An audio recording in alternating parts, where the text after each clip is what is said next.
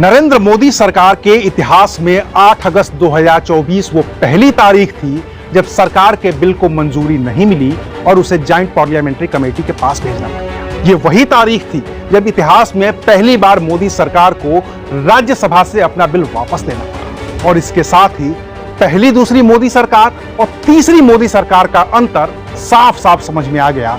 जहां 2014 से 2024 के बीच सरकार कभी झुकी नहीं थी, ना तो लोकसभा में और न ही राज्यसभा में, लेकिन 2024 में सरकार को लोकसभा में भी झुकना पड़ा और राज्यसभा से तो बिल वापस ही लेना पड़ा। ऐसे में सवाल है कि आखिर उस वक्फ बिल में ऐसा क्या था कि सरकार उसे पास करवा ही नहीं पाई। आखिर ये वक्फ होता क्या है जिसको लेकर सरकार बिल लाई, और आखिर इस्लाम में इस वक्फ का जिक्र आया कहां से है जिसे नियंत्रित करने की कोशिश में मोदी सरकार फिलहाल नाकाम नजर आ रही है। आज बात करेंगे विस्तार से।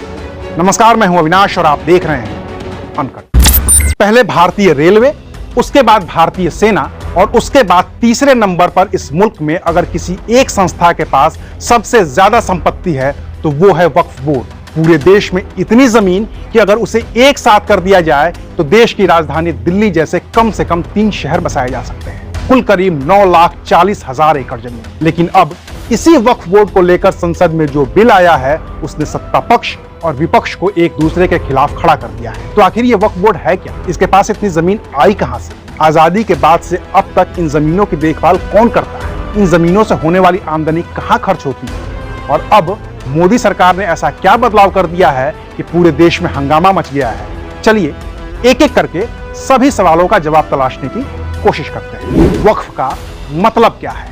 भारत सरकार की वक्फ बोर्ड की वेबसाइट के मुताबिक वक्फ शब्द की उत्पत्ति अरब जगत के वकूफा शब्द से हुई है। इसका मतलब है पकड़ना, बांधना या हिरासत में लेना। इस्लामिक मान्यता के मुताबिक अगर कोई भी शख्स अपने धर्म की वजह से या फिर अल्लाह की खिदमत करने की नीयत से अपनी जमीन या अपनी संपत्ति का दान करता है तो उसे ही वक्फ कहते हैं। यानी कि इस्लाम में धर्म के आधार पर दान की गई चल या अचल संपत्ति वक्फ है और जिसने दान किया है उसे कहा जाता है वकीफा। लेकिन संपत्ति दान करने की एक शर्त यह होती है कि उस चल या अचल संपत्ति से होने वाली आमदनी को इस्लाम धर्म की खिदमत में ही खर्च किया जा सकता है। और इस खिदमत का मतलब मस्जिद की तामीर करवाना, कब्रिस्तान बनवाना, मदरसे बनवाना, अस्पताल बनवाना और अनाथालय बनवाना है। अगर कोई गैर इस्लामिक शख्स भी अपनी संपत्ति को वक्फ करना चाहे तो वो कर सकता है, बशर्ते वो इस्लाम को मान्यता देता हो और उसकी वक्फ की गई संपत्ति का मकसद भी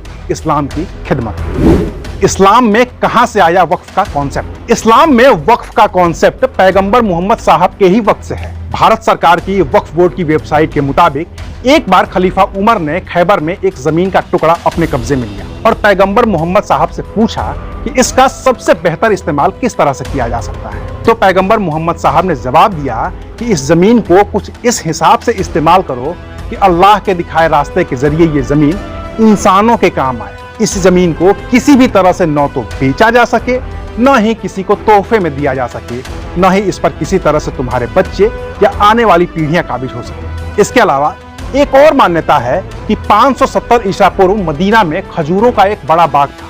इसमें करीब 600 पेड़, उनसे होने वाली आमदनी का इस्तेमाल मदीना के गरीब लोगों की मदद के लिए किया जाता था। इन्हीं को वक्फ का शुरुआती उदाहरण माना जाता है। मिस्र की अल अजहर यूनिवर्सिटी और मोरक्को की अल कुरायसीन यूनिवर्सिटी वक्फ संपत्ति पर बने सबसे पुराने संस्थान माने जाते हैं।